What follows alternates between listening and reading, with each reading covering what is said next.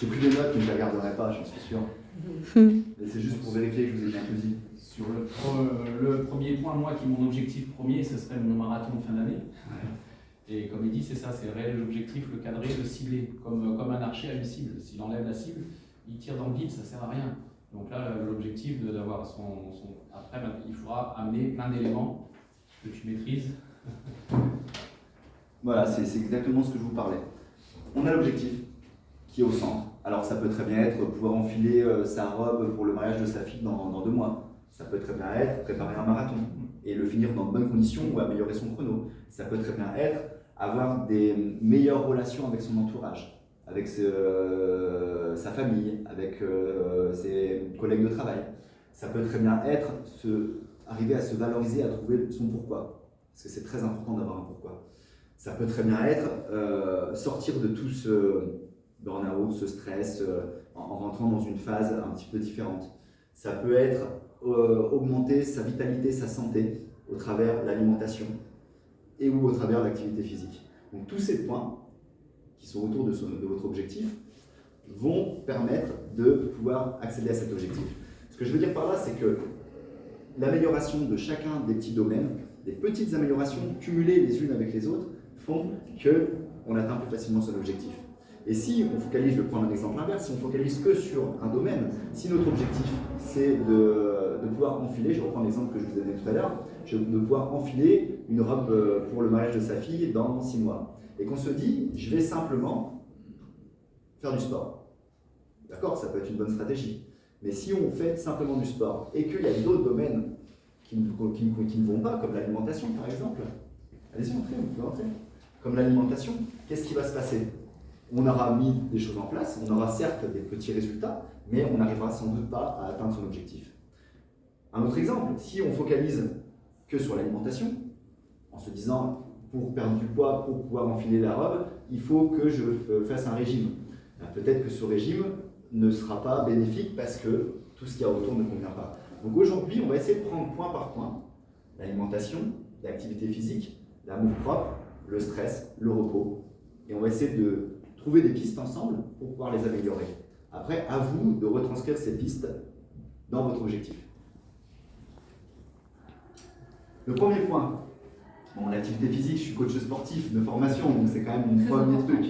Voilà, c'est quand même la base. Mais je pense que le métier de coach ne s'arrête pas seulement à faire du coaching sous forme de sport. Il y a tout un tout. Si on doit vraiment arriver à atteindre son objectif, je vous l'ai dit, si on s'astreint juste aux séances de sport, on va compliquer la chose. Il faut vraiment aller dans tous les domaines. L'activité physique. L'activité physique, on a tendance à penser que le sport, ça rime avec la souffrance, avec la douleur, avec la difficulté. Vrai ou pas? Un peu quand même. Un peu, ouais. Toujours. D'ailleurs, quand je parle de sport, qu'est-ce qui vous vient? Qu'est-ce qui vous vient? Ouais. À dose homéopathique. Oui. À dose homéopathique, on ne peut pas souffrir. Oui. Le bien-être aussi. Le bien-être, Oui, c'est exactement. Le yoga. Le yoga. Quand on parle de sport, il y a beaucoup de choses qui viennent. Ouais. C'est important, c'est important. Et le but, ça va être de se mettre dans une dynamique, de rentrer dans une dynamique, de changer ses habitudes pour passer un cran un petit peu plus loin. On est tous individuellement à un niveau, dans l'activité physique, dans le sport, et le but, c'est de progresser, d'apporter une contrainte à son organisme à la hauteur de sa capacité adaptative. Ça veut dire que si demain, je me dis, je me mets à faire de la course à pied, je vais courir 10 km par jour alors que je n'ai jamais couru, on va foncer dans un mur. On va aller trop loin par rapport à ce que notre corps est capable de supporter. Donc, ça va être néfaste. C'est pas seulement je me mets au sport, ma santé va aller mieux. Non, ou je vais progresser. Non, c'est je fais du sport de façon réfléchie. C'est pour ça que tout à l'heure, je parlais de coaching, le fait d'être accompagné, ça peut très bien être dans une association ou ça peut être avec un coach comme moi, mais c'est un atout qui est énorme parce que à soi-même, on préconise jamais les bonnes choses à soi-même, alors que des fois on a la solution, on a tout le temps la solution en nous, mais on a plutôt tendance à l'apporter aux autres qu'à soi-même. Donc le but d'être accompagné, c'est à deux, parce qu'un coaching, ça se fait pas, c'est pas le coach le dit et on fait. À deux, le coach et l'élève, on arrive à partager des choses, on arrive à communiquer, à trouver une alchimie pour qu'on puisse progresser dans ce domaine précis de l'activité physique. Allez-y, entrez. Entrez, ça vient juste de commencer. Il n'y a pas de souci, aucun problème. Des choses à rajouter sur l'activité physique, Julien? Non. Vous avez peut-être des questions sur l'activité physique? Parce que le but, c'est pas rentrer forcément dans les détails et dire il faut faire tant de séries de pompes pour atteindre. Voilà, on reste assez vague, mais si par contre vous avez des questions précises, on est là pour y répondre. Oui, allez-y. Moi, j'ai déjà fait un infarctus, je Oui. suis en invalidité, j'ai un traitement, donc je suis cardiaque. Ouais. Est-ce que je peux faire ce genre de choses? Alors, ce genre de choses, déjà, c'est quelque chose de très vague. Le sport, ça peut très bien être simplement monter des escaliers au lieu de prendre l'ascenseur. Ça peut très bien être une première étape. Voilà. Donc, vous êtes déjà dans une dynamique ça peut très bien être aller chercher le pain en voiture plutôt que prendre le bus. C'est toutes ces petites choses-là qui vont faire que vous allez entrer dans une activité qui vous convient. Parce que le but, c'est qu'elle vous convienne. Et pour qu'elle vous convienne, le rôle du coach, il ne va pas être de vous dire il faut faire ci, il faut faire ça. Il va avoir un lien entre les partenaires médicaux, ça veut dire le kiné, le médecin, pour savoir ce qu'il doit faire ou pas. Ça veut dire que moi, là, je ne peux pas répondre concrètement à votre question, parce que je ne sais pas. J'ose pas. Oui, mais le fait d'être accompagné, justement, ça va vous aider à ne pas franchir la ligne rouge. Parce que le coach, s'il fait bien son travail, il va aller se renseigner auprès des personnes autour de vous, d'un point de vue médical, sur ce qu'il doit faire, sur ce qu'il peut faire, sur ce qu'il ne peut pas faire, sur quels sont vos objectifs, et ça va se faire comme ça. Voilà. Donc oui, vous pouvez avancer dans ce domaine-là. C'est Pas merci, ça ne me fait pas peur de prendre quelqu'un Non, de quelqu'un. pas du tout. Moi, j'ai une question à poser. Est-ce que l'activité physique, elle peut démarrer à n'importe quel âge? Bien sûr, Ah oui. bien sûr. Parce qu'il y a des gens qui font une activité physique intense, mais qui n'ont jamais fait de sport et qui arrivent après à avoir des problèmes cardiaques, des problèmes... C'est une très bonne question. Ouais. Mais on n'a pas, si on met une échelle de l'activité physique, on n'est pas à zéro, à moins qu'on soit cloué au lit toute la journée à cause de graves problèmes. Mais vous n'êtes pas à zéro, donc vous n'allez pas débuter une activité physique. Vous voyez la nuance? Vous allez Oui, tout à fait, oui. faire un petit peu plus que ce que vous faites. Oui. Franchir un pas de plus, tous les jours un pas de plus. Donc vous ne commencez pas une activité physique, vous allez juste un petit peu plus loin. Et après, vous pouvez le faire par vous-même, comme je vous l'ai dit, en vous disant je vais mettre un petit peu plus de temps dans mon activité chaque jour. La règle des 1%, c'est une règle qui est bien à mettre en place. C'est se dire qu'est-ce que je fais. On fait le point aujourd'hui sur ce que je fais en termes d'activité physique et on essaye d'augmenter d'1% le lendemain. Et le lendemain, on essaye encore d'augmenter d'1%. Ça permet de garder une progressivité, parce que c'est la clé, la progressivité, couplée avec la régularité. C'est les deux points les plus importants.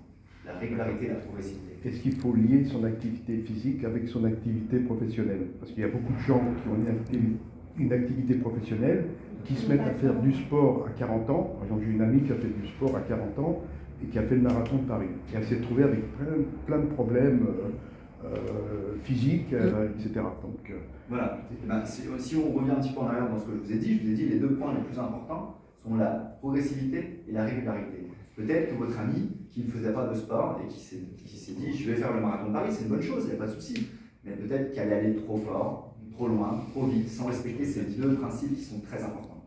Et c'est vrai qu'il faut savoir s'écouter, écouter son corps. J'ai plein d'amis qui font des ruptures de fatigue suite à un entraînement trop intensif pour un marathon, par exemple. J'en ai deux dans ma tête. Juste le jour du lavé du marathon, je me suis fracturé de fatigue. Donc c'est vrai que c'est important de savoir s'écouter aussi. Et d'avoir un accompagnement comme Greg, pour moi c'est important. Je ne l'ai jamais fait, je suis mauvais élève, mais je vais le faire. Parce que cette année, j'ai décidé. Il n'est jamais trop tard. C'est ça.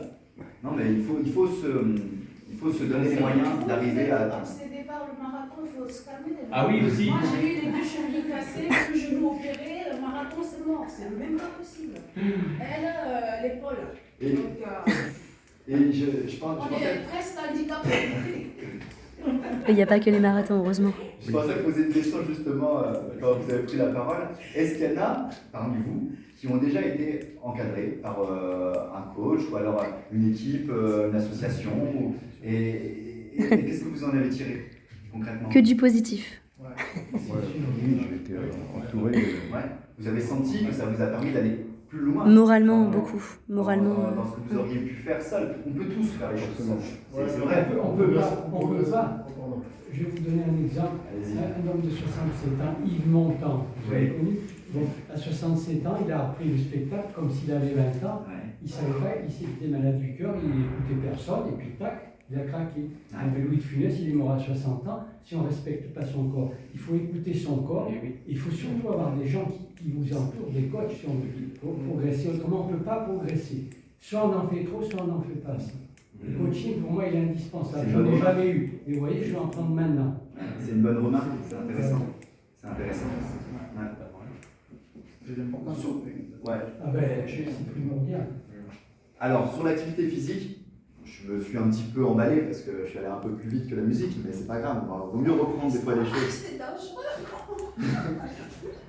C'est dangereux, tu crois? Vous savez qui c'est, cette demoiselle? C'est un mannequin, je crois. Ouais, C'est ça? ouais c'est ça, c'est Marie-Léa Payard. Elle m'avait contacté pour, c'est pas elle qui m'a contacté, c'est Elite Model Look, qui m'avait contacté pour la préparer pour le challenge Elite Model Look France. Et elle avait besoin de gagner en vitalité, prendre de tonus, parce qu'elle était un petit peu faible, entre guillemets.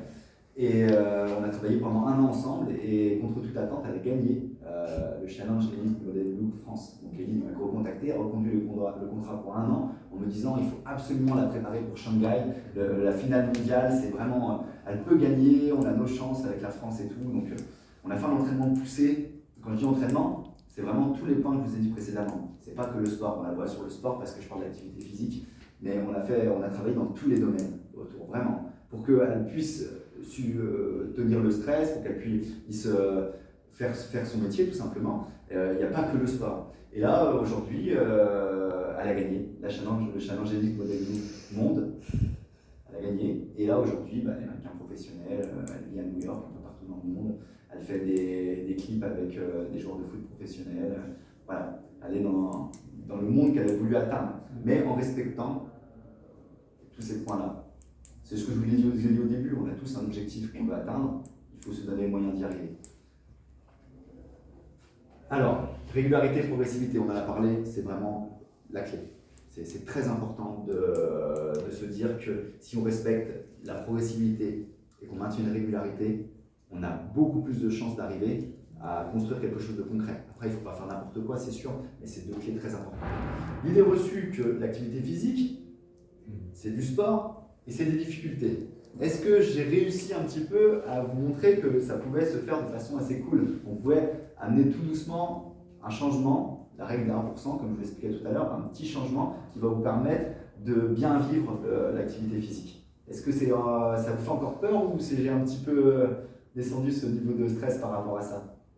Légèrement. Légèrement, d'accord, c'est ce que je voulais entendre. C'est très bien. On va attendre peut-être qu'à la fin de la conférence. Ok, le deuxième point, l'alimentation. Je trouvais important de mettre l'activité physique en suivant l'alimentation derrière, parce que pour moi, c'est quelque chose qui est très important. C'est le fait que je parle d'alimentation qui vous fait rire. C'est pas ça. C'est que des couleurs. On mange beaucoup de choses en sauce. Des Antilles Je sais, on en a parlé hier, c'est vrai, ça m'a fait sourire aussi, mais il y a des choses antioxydants. Antioxydants. Ouais, à c'est se- plein de couleurs. à faire pour Il y a des améliorer ce légumes, il y point-là. a de tout, mais c'est toujours en sauce. Ouais. Donc c'est compliqué. Donc l'alimentation, qu'est-ce que ça vous évoque chez vous? Quand je vous dis avoir une bonne alimentation pour être en forme, pour être au poids de forme, qu'est-ce que ça vous évoque? Des produits bruts, Des bons légumes. Ouais, non transformés. ouais. Des sentiments, peut-être. Avant de parler Un de- confort digestif. Ouais. Enfin, Ça vous bien. fait peur, peut-être? Ah, non. Non. Non. Non. Ok. Manger des bonnes hygiène alimentaire. Ouais. Très bien. Manger le bon aliment au bon moment. Ouais. Parce que ce qu'on a tendance à oublier dans notre société actuelle, c'est que l'alimentation, c'est le principal carburant de notre organisme. Et tout notre système, sans rentrer dans des détails complexes, fonctionne grâce à quelques paramètres, et l'alimentation, c'est une clé très très importante. On ne peut pas aujourd'hui supposer que manger n'importe quoi, manger des aliments de mauvaise qualité, manger des choses qui ont ni queue ni tête, ça va faire fonctionner notre organisme normalement. On ne peut pas imaginer ça. pour qu'un organisme fonctionne bien, c'est comme une voiture, on va lui mettre le bon carburant. Si on met de l'essence à la place du... ça nous est peut-être tous arrivé ici de se tromper ou d'aller à se tromper, de se dire ouf, on aurait cassé la voiture. Et nous, on pense qu'on est plus fort que tout et qu'on peut donner à notre organisme n'importe quoi et qu'on va s'en sortir normalement, sans problème, ou ça viendra plus tard, on s'en fout. Mais non, on est dans un monde où il y a des tas de maladies qui pourraient être évitées par une bonne hygiène de vie et qui arrivent plutôt à cause d'une mauvaise hygiène de vie au sens très large. Je ne parle pas que de l'alimentation quand je dis hygiène de vie. L'hygiène de vie, c'est tous les points autour de l'activité, de tout ça. Mais voilà, penser qu'on est plus fort que les cochonneries qu'on peut donner à notre organisme au quotidien, c'est se tromper, c'est foncer dans un mur. On fait pas mal bouffe. Oui, bien sûr. C'est vrai qu'on En rentre, burger, des trucs comme ça. on rentre dans un monde très compliqué, l'agroalimentaire, l'ISA, tout ça, donc on maîtrise. C'est pour ça qu'il faut être vigilant, vraiment vigilant à ce qu'on fait et ce qu'on mange. D'ailleurs, avant de parler de choses, de conseils, de pistes, j'aimerais qu'on fasse tous une chose, qu'on essaye de sortir de ce qu'on a appris, de ce qu'on nous a inculqué, de ce que les marques nous ont dicté, de ce qu'on a entendu de Pierre, Paul ou Jacques, sur toutes les choses concernant l'alimentation et la bonne alimentation, et qu'on essaye de faire un reset là, et puis de dialoguer entre nous, repartir à zéro, essayer de trouver des pistes pour arriver à atteindre une bonne alimentation, une bonne hygiène de vie. Parce que on entend tout et son contraire finalement. On entend des personnes qui nous disent le lait c'est mauvais, c'est pas bon pour les os, on n'est pas des veaux, le lait de vache n'est conçu que pour les veaux. On entend des personnes qui nous disent, ou alors des pubs à la télé, les produits laitiers sont vos amis pour la vie. C'est ça. On y croit. On est Marketing. sur les deux extrêmes. Marketing. La télé et les pubs qui nous disent C'est que vrai, les produits laitiers sont vos amis pour la vie. Et puis des gens qui paraissent quand même relativement sensés, qui nous disent non, on n'est pas des veaux, il y a peut-être des protéines et du calcium dans autre chose que dans du lait. On n'est pas fait à l'âge adulte pour assimiler du lait d'un autre mammifère. L'image de venir téter le téton de la vache en tant qu'adulte, c'est un peu surprenant. Donc ce que je veux dire, c'est qu'on va essayer de retirer toutes ces idées reçues, tous ces apprentissages pour refaire un reset et partir un peu à zéro. Je vais vous donner des pistes, on va en parler, on va dialoguer entre nous. Et je pense qu'on aura déjà essayé de trouver une petite évolution dans notre ouverture d'esprit par rapport à ça. Alors, première chose, c'est très important. On ne parle pas de régime. Un régime, c'est restrictif, quand on parle de régime, on a l'impression qu'on va compter les calories, qu'on va restreindre, Non, on ne parle pas de régime, on parle de rééquilibrage alimentaire. Ça veut dire que ce que le corps a besoin, la nature peut nous l'offrir. La nature, là on est dans un département qui est magnifique en termes d'agriculture, on pourrait avoir tout ce qu'on veut, mais on va aller chercher de l'extérieur, dans les supermarchés, des choses palliées à ce que la nature pourrait nous offrir. Donc on ne parle pas de régime, on parle de rééquilibrage, c'est essayer d'apporter au maximum des choses qui nous conviennent pour avoir un rééquilibrage alimentaire et être en harmonie. C'est le premier point. Beaucoup ont fait des régimes et ils ont vu des effets yo-yo. Je ne sais pas si certains d'entre vous sont concernés, si vous avez déjà fait des régimes. Est-ce qu'il y en a qui ont déjà fait des régimes ici ou... Non. Moi, aussi. Il ne faut pas mentir. Et vous avez eu des effets positifs? Moi, non, je ne fais pas de régime, hein, il est hors de question. Hein. Moi, je mange ce que j'ai envie. Hein. Ok, Et donc quand je veux. on est plutôt sur le rééquilibrage alimentaire. Voilà. Parce que finalement, quand tout est bien réglé, quand tout roule, on sait ce qu'il nous faut. C'est Et je juste mange que... surtout ce que je cuisine. Ça c'est très bien.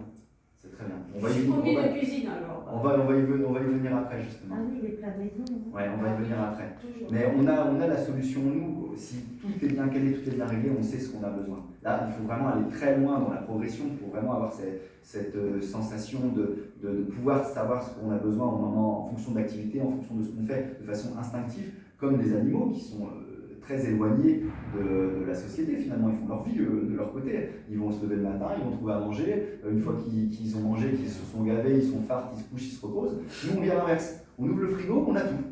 On a tout.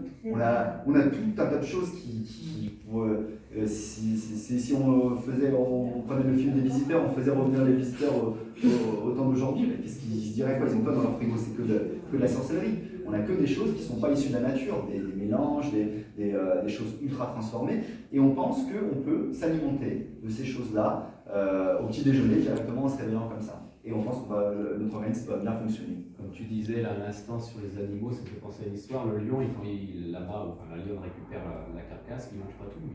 Parce que s'il sait qu'il mange tout, le lendemain, il va avoir encore plus faim. Et la carcasse ne suffira pas, donc il laisse le repas. Nous, on fait l'inverse. Nous, on a le plat devant nous, il faut que nous finisses de dire, tu dis à ta fille, finis ton plat. Ouais, finis, t'aimes pas ta mère si tu finis pas ton plat. Et c'est ça qui est un peu le désordre et le déséquilibre qu'on a à l'heure actuelle. C'est sûr. Donc le Rheinland-Pfalz le fait. Effectivement, sinon ils ne survivent pas. Ouais, c'est très intéressant. Et d'ailleurs, on a tendance à vouloir manger à des heures fixes. C'est pas quelque chose que j'avais prévu de parler là, Foxy, à la fin. On a tendance à manger à des heures fixes parce qu'on est dicté par le travail, dicté par les habitudes, et on pense qu'il faut faire le petit déjeuner à telle heure, le repas du midi à telle heure, le repas du soir à telle heure. Alors que c'est complètement faux en fonction de l'activité physique qu'on va faire, en fonction de notre vie, en fonction on peut très bien espacer les repas sans que ça ait un préjudice pour notre santé. Bien le contraire. Avoir des repas trop fréquents, ou des grignotages trop fréquents, on est toujours en prise au niveau du digestif, et là c'est mauvais. Là on a un problème au niveau de l'assimilation. Logiquement, on devrait être à jeun du précédent repas avant de manger un repas. Donc ça veut dire digérer complètement le repas. Certains aliments sont très très bons à digérer. Donc si on réfléchit comme ça voudrait dire que, logiquement, dans cette stratégie d'être à jeun du précédent repas, il vaut mieux commencer la journée par des aliments plutôt digestes et finir la journée par des aliments plutôt lourds, parce que ça va mettre du temps à digérer et ça va se faire pendant la nuit. Mais ce que je vous dis là, ça va complètement à l'encontre de ce qu'on vous dit normalement. Donc tout est justifiable, tout est au contraire. On dit plutôt de manger léger le soir. Léger le soir. Un petit déjeuner, comment c'est l'expression? Un petit déjeuner c'est ça, exactement. Exactement. Alors je ne dis pas que ce que je dis, c'est ce qu'il faut faire. Mais dans ma pratique personnelle, et ça correspond à énormément de monde, quand on a des journées actives, et je pense que tout le monde devrait avoir des journées actives, on ne peut pas commencer la journée avec quelque chose de copieux qui va nous mettre une balle dans le pied. Moi, quand je fais une compétition, je fais des compétitions sportives, je ne vais pas me faire un petit déjeuner, une plâtrée, pour arriver et foncer dans un mur derrière. Je vais me faire soit un petit déjeuner à base de fruits pressés ou de jus de légumes, ou rien, simplement, à jeun, tout simplement. Parce que c'est ce qui me convient à moi. Voilà. Mais ça va tirer vers le léger. Et après mon effort, je vais avoir besoin de reprendre des forces, de me récompenser pour cet effort que je viens de faire, et donc du coup m'alimenter d'une alimentation réfléchie. Voilà, c'est pas prendre une récompense en allant se moins frais, c'est faire quelque chose de réfléchi en fonction de ce qu'on vient de faire. Mais c'est en fonction de ce qu'on vient de faire, on s'alimente. C'est pas en fonction de ce qu'on va faire. C'est là où on se trompe. Et ça, c'est, à mon avis, les marques, les industriels qui nous dicté dans cette chose de on mange pour pouvoir faire quelque chose derrière. Mais non, on ne mange pas pour prendre des forces, on mange pour reprendre des forces de ce qu'on vient de faire, de notre journée qu'on vient de... Alors, on ne peut pas tout chambouler du jour au lendemain, je ne vous dis pas chambouler tout, je vous dis juste qu'il faut expérimenter des choses, mettre en place des petites stratégies, essayer de laisser le temps pour se rendre compte de ce que ça provoque chez nous, si ça nous fait un bien digestif, si on sent qu'on a plus de vitalité. C'est tout un tas de petits points qui ne peuvent pas être dits et appliqués à la lettre comme ça. C'est justement le rôle du coach de cibler les points précis dont vous avez besoin pour après vous aider à les faire au bon ordre, dans la bonne mesure en fait. Je vais reprendre parce que je m'évade, il faut vraiment que je suive la base, sinon vous allez rester toute la journée ici. Chouette. Il y a un livre à conseiller, c'est Nous sommes ce que nous mangeons, de Ghislaine Désir, 1950. Ah, il est bien ce livre. Il est très bien, il a été réédité par notre auteur, mais il y a des livres bien. Henri Joyeux, oui, c'est ça. Il y a aussi William Lee aussi qui est très bien. Il y a aussi le bouquin L'alimentation, c'est mon médicament en fait. Et mon médicament, oui, c'est ça. Qui s'appelle Manger du faux pour du vrai, Ingrid Kringel. Je ne connais pas. Ah, je ne connais pas. Manger du faux pour du vrai. Du faux J'ai pour du commandé à vrai. la FNAC. Ah ouais, intéressant. Je sais pas ce qu'il fait. Normalement, il est bon parce que c'est une Mais il est bien ce que tu as cité à l'instant. D'accord, intéressant. Bon, je reprends. Je vous parlais de reprendre les bases d'une alimentation vitalisante. Est-ce que ça vous parle? Une alimentation vitalisante. Vitamine. Ouais. Dans vitalisante, qu'est-ce qu'on entend? Vitamine. Vitalité. Vitalité. La vie, oui. La vie. Une alimentation vitalisante. Une alimentation vivante. Une alimentation qui apporte de la vie. Qui nous aide à rester en vie. Est-ce que c'est une alimentation pour celui qui se dépense Celui qui ne fait pas d'effort, par exemple, il n'a pas besoin d'une alimentation vitalisante. Non, là vous vous trompez dans les termes. On ne parle pas d'une alimentation calorique. C'est pas ça. D'accord. C'est vitalisant. Vitalisant. Alors, je vais regrouper ça et ça. Si on considère une carotte, c'est un produit brut. Ok. Et c'est vivant. Une carotte, c'est vivant. Et quand on mange une carotte, on mange un aliment vivant. Ok. Si on prend Un plat transformé, un plat. ouais, un biscuit, voilà, c'est quelque chose qui peut-être est issu de certains aliments qui étaient à l'origine vivants, qui ont été raffinés pour des raisons commerciales et ensuite ils vont ajouter je peux même pas dire des aliments, mais des Additifs.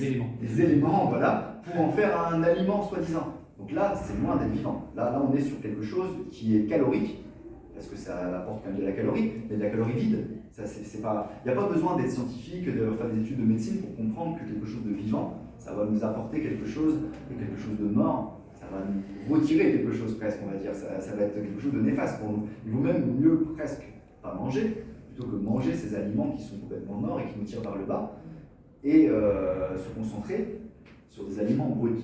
C'est ce que je disais là. La proportion entre les aliments bruts et les aliments transformés, je ne vous dis pas du jour au lendemain qu'il faut tout arrêter, hein. C'est pas ce que je suis en train de dire, vraiment pas. Hein.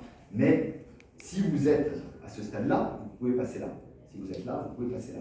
Et évoluer en respectant les bases de la progressivité et la régularité. Ça veut dire ce qu'il va falloir faire, c'est essayer de comprendre dans son alimentation qu'est-ce qui est vivant, qu'est-ce qui est brut et qu'est-ce qui est ultra transformé. Essayer de supprimer tout ce qui est ultra transformé. Et essayer de faire des produits bruts, des aliments transformés vous-même. Vous disiez tout à l'heure que vous êtes commis cuisine et vous cuisinez des aliments bruts. Oui. C'est une très bonne chose, c'est très bien.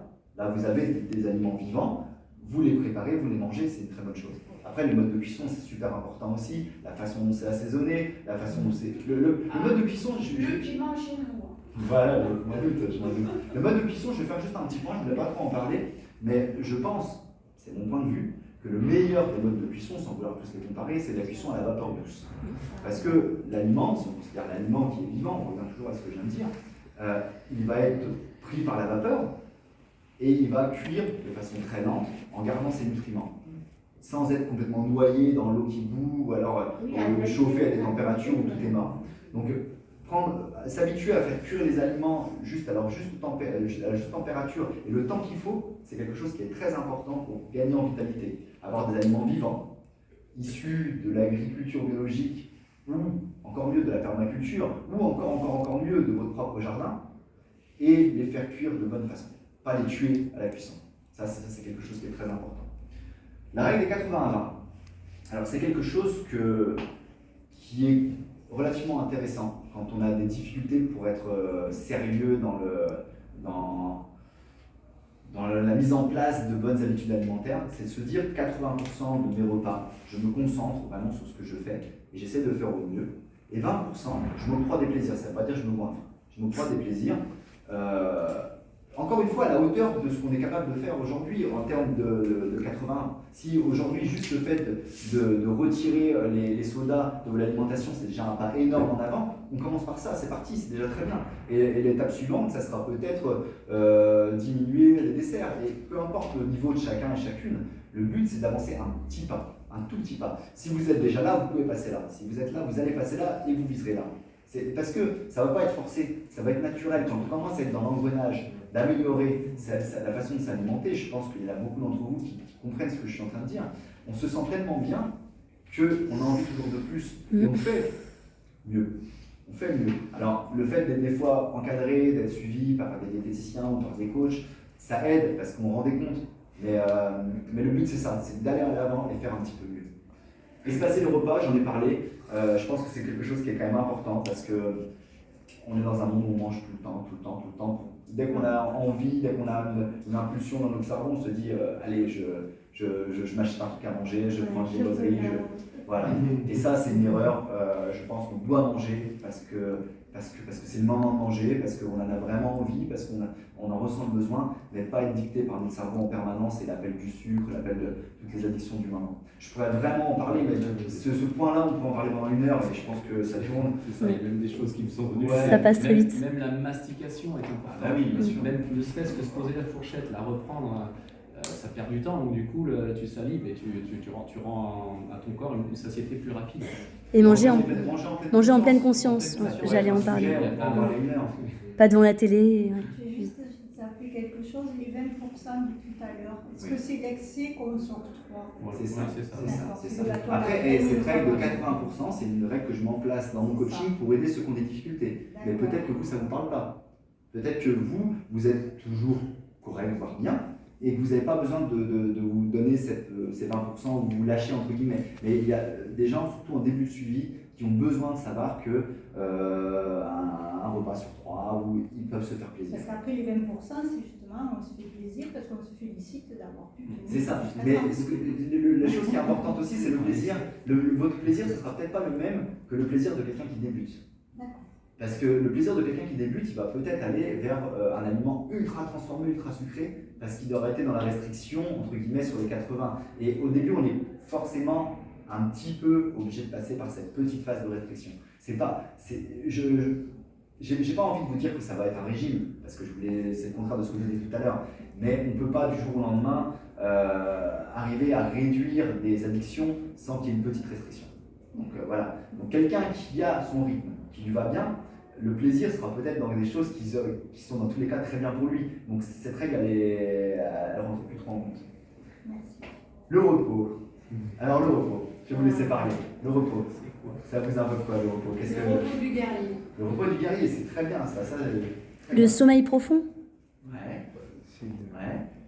Quand on repos, qu'est-ce que ça vous évoque? Faire ces 7-8 heures de sommeil, Ouais. Ça dépend. régulièrement. Ça dépend, il y en a qui ont besoin de 8 heures. Moi, je suis qu'avec 4-5 heures, je suis reposé. Ouais. Après, j'ai dormi 5 heures, j'en ai assez. Donc, si je dors 8 heures, je me lève, je suis fatigué. D'accord. Ouais, C'est la chance. je suis pas bien. Si je dors 8 heures, je suis crevé. Alors je vous ai quasiment tous entendu parler du repos en faisant un lien vers le sommeil. Sauf peut-être vous, le repos du guerrier, vous avez autre chose dans votre tête ou vous pensiez au sommeil aussi? Parce que le repos, il y a énormément de sortes de repos. Là, vous parlez de la digestion. Le repos digestif, c'est une sorte de repos. Le repos intellectuel, le repos visuel, le repos dans tous les sens du terme. Là, j'ai des notes, je vais les prendre pour pas oublier sur le repos. Mais tous les repos sont importants. De toute façon, on minimise l'impact du repos sur notre évolution.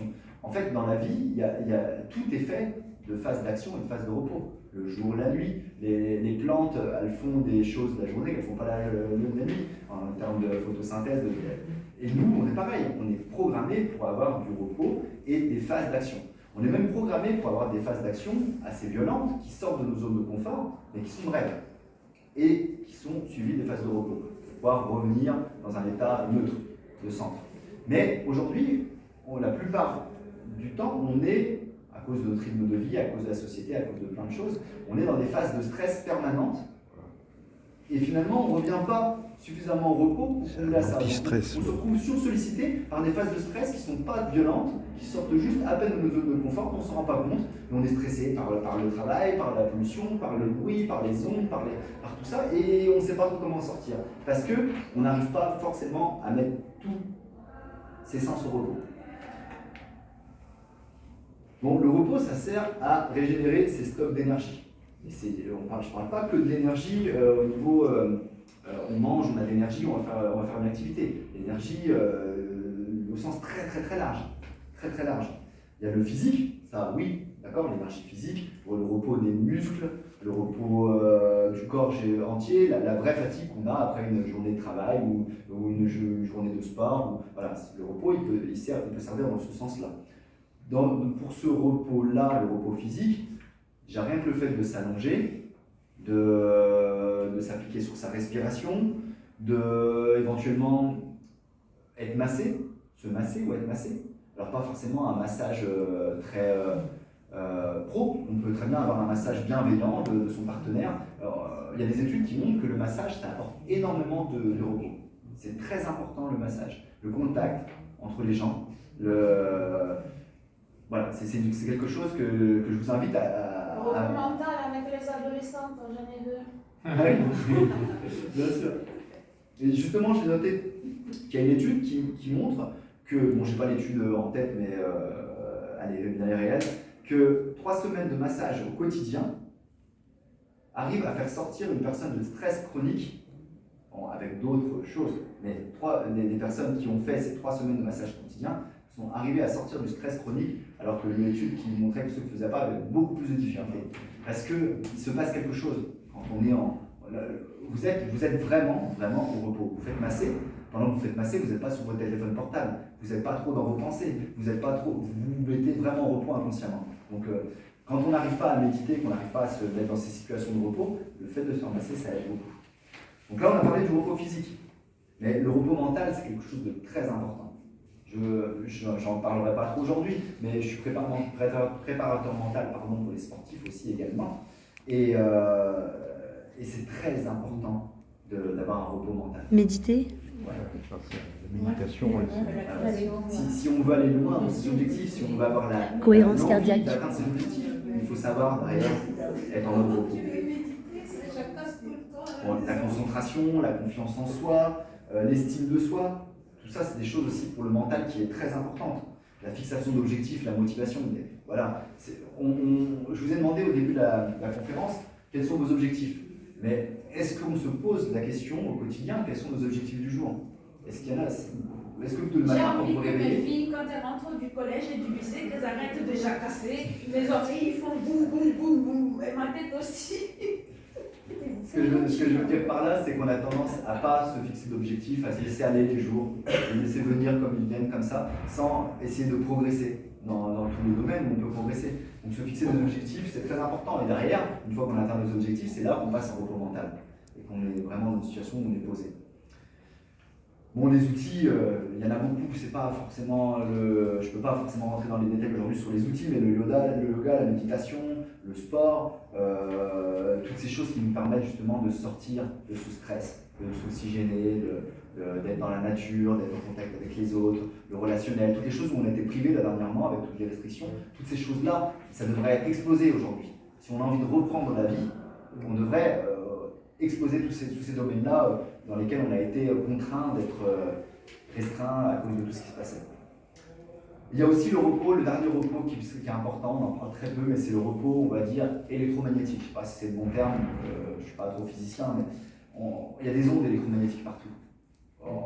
D'ailleurs, on peut le calculer, il y a des outils, des appareils qui calculent sur nous comment on est chargé en électromagnétisme. Et dès qu'on a un contact avec la Terre, je ne sais pas si c'est relié à la Terre, mais si je me mets pieds nus, je suis en contact avec la nature, ça va faire reset, ça repart à zéro. Vous voyez, il y a des gens qui habitent dans des immeubles, qui sont isolés du sol avec des baskets, qui vont au bureau toute la journée, qui ne voient pas la lumière du jour, qui sont sur leur ordinateur avec tout un tas d'ondes, qui rentrent chez eux le soir en métro et qui répètent et répètent et répètent.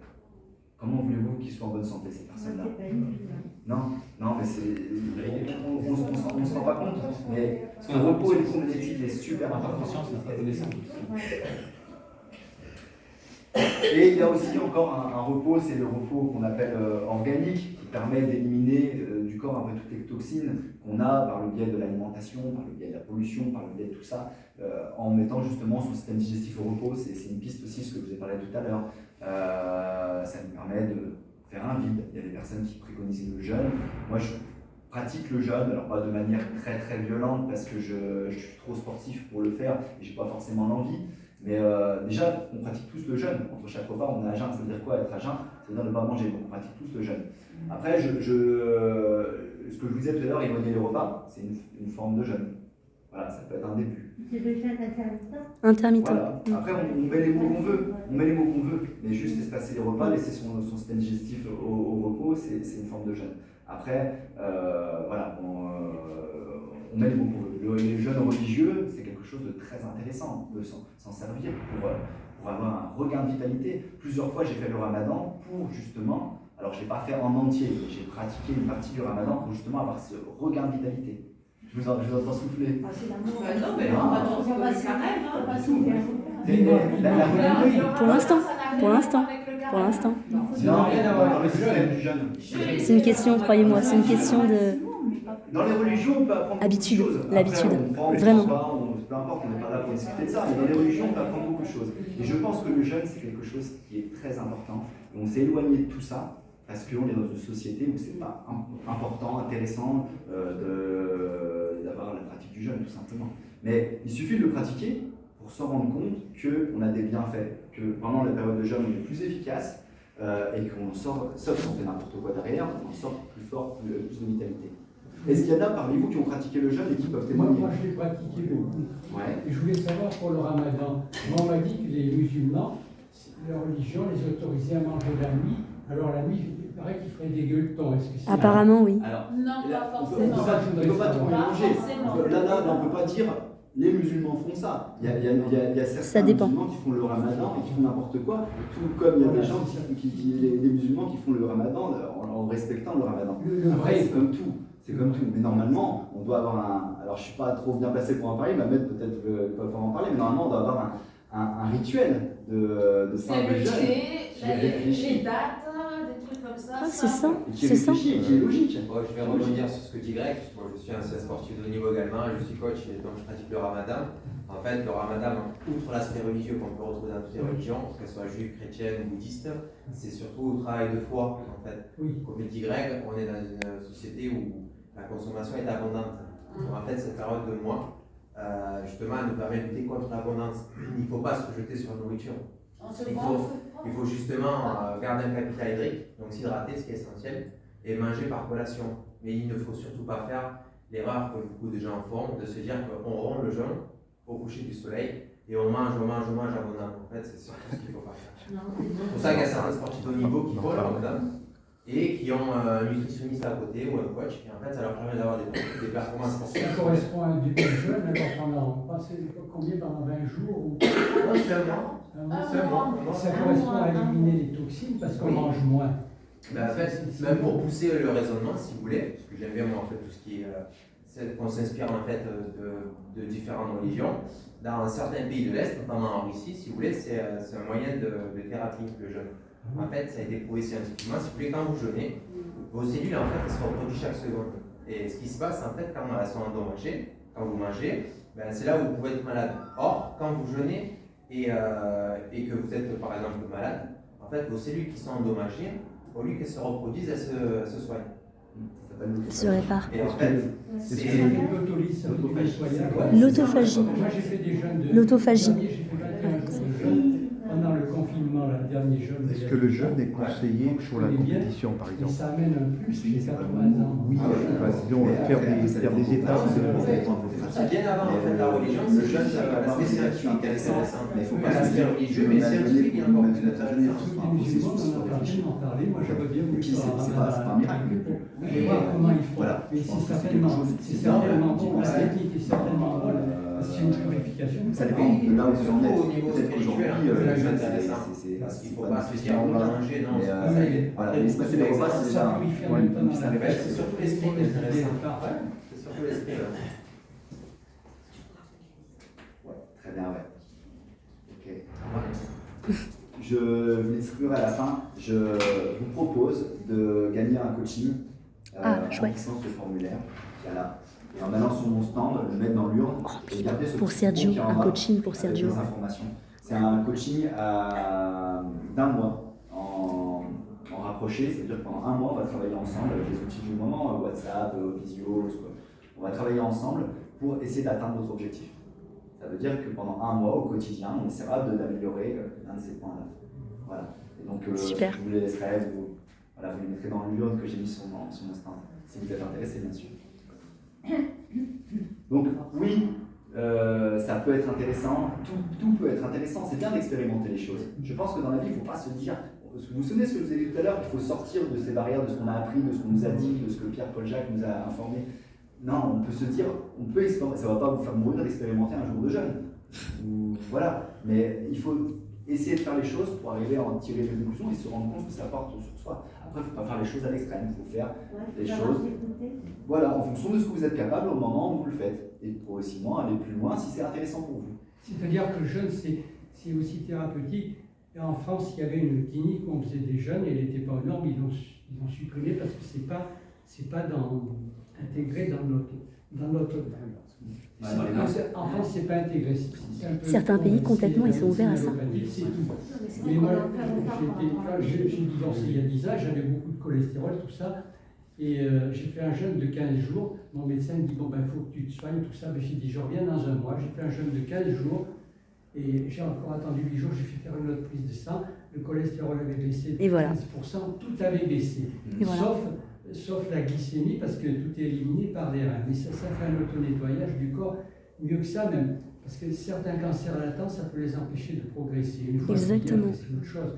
Parce que le cancer, les cancéreux, s'ils ne mangent pas, ça leur fait beaucoup de mal au cancer latent. Quoi. Quand il y a un cancer, il n'y a rien à faire. Moi, c'est une expérience de ma vie que je raconte. Et vous avez été encadré pour faire ça ou vous avez fait ça par vous-même? La première fois, j'étais encadré 15 jours et j'ai dû en faire une dizaine. Vous voyez, j'ai 80 ans, je suis encore important, j'ai pas sûr.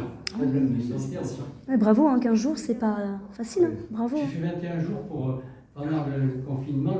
Mais alors, maintenant, on peut manger un peu, parce qu'avant, on ne mangeait pas du tout. Mais si vous mangez moins de 200 calories, c'est considéré comme du jeûne. De toute façon, après, on peut faire ce qu'on veut tant qu'on peut faire des bonnes choses. Il n'y a pas de règles. Le conditionnement, c'est dans la tête. Si on dit on s'arrête 8 jours, on s'arrête 8 jours. Et s'il y a 15 jours, c'est beau. L'alimentation d'un seul coup. C'est très important. C'est énorme. Hein.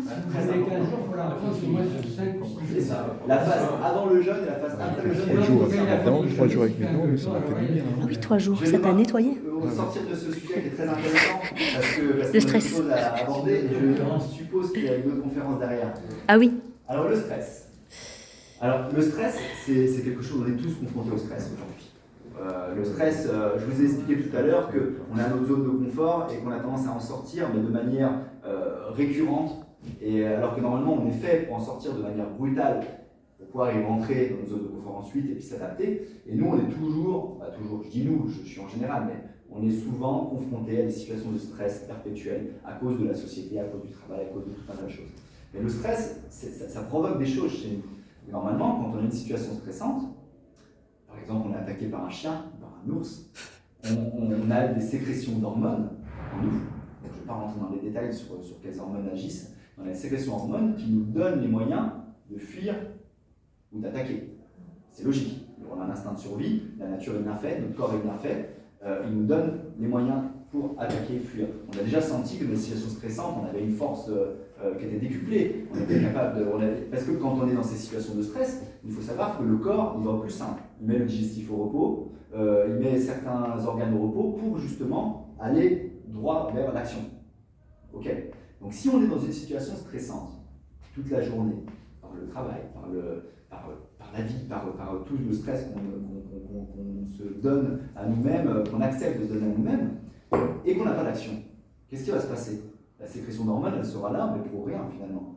Et on aura eu un regain de vitalité, un regain d'énergie qu'on n'aura pas dépensé. Donc ça va faire tout un chamboulement qui peut provoquer du stress chronique derrière. Ça s'explique médicalement parlant, mais quelqu'un qui envoie des hormones à gogo tous les jours parce qu'il est stressé, au bout d'un moment donné, non seulement il ne va plus en envoyer, mais en plus il n'aura plus les récepteurs pour les recevoir.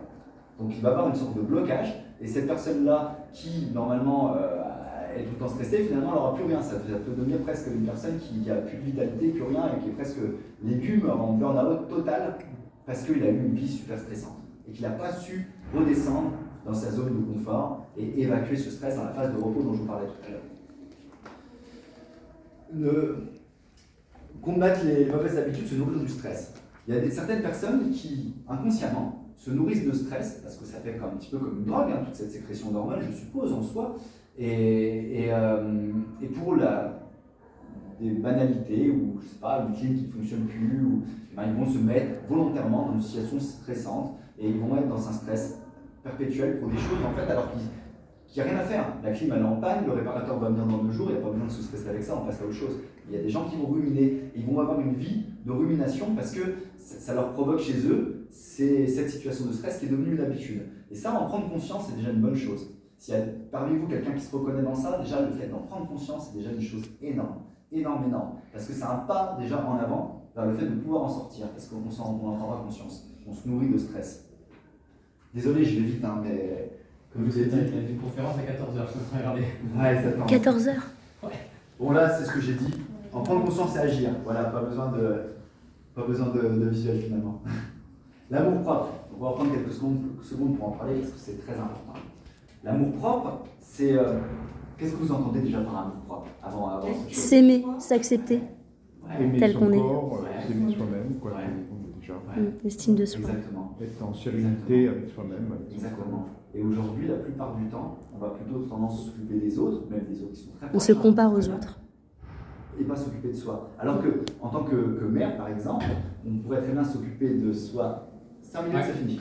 On pourrait très bien s'occuper de soi de belle façon, s'octroyer du temps, s'octroyer des moments de plaisir, pour après mieux s'occuper de ses enfants, mieux s'occuper de sa famille, mieux vivre. Donc ce que je veux dire par là, c'est qu'il faut savoir penser à soi. Et le fait de faire une activité physique, le fait d'aller peut-être une fois par mois chez l'esthéticienne, si c'est quelque chose qui vous importe, je vous invite à franchir ce cap et vous dire qu'est-ce qui est intéressant pour moi, comment je peux le mettre en application et le mettre en application. Parce que le dernier point, c'est de passer à l'action. On peut apprendre toutes les choses du monde, on peut avoir la tête comme un livre, on peut avoir retenu toutes les informations, si on ne passe pas à l'action, ça ne servira à rien. Le but de ce que j'ai à vous dire aujourd'hui va être d'essayer de tirer quelques petits points de ce que vous avez pu éventuellement apprendre et de passer à l'action dans ces points-là. Et puis d'aller de l'avant, et puis d'évoluer étape par étape, petit à petit. Et je pense que ça suffit. Déjà, ce sera déjà un bon pas en avant de se dire je grandis dans tous ces domaines-là, un petit point par un petit point, et l'effet cumulé de tout ça va faire que vous allez atteindre votre objectif. Je suis là, je suis en place, je suis sur le stand que vous m'avez vu tout à l'heure. Vous pouvez revenir, vous pouvez prendre des coordonnées, vous les avez d'ailleurs si vous jouez au tirage au sort.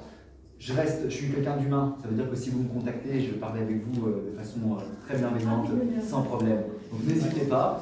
Et merci. Mon numéro de téléphone, mon adresse mail, les réseaux sociaux, la page YouTube, il y a tout, je vous enverrai mon contact si besoin. Et on reste en lien, n'hésitez pas. C'est avec grand plaisir. Merci en tout cas.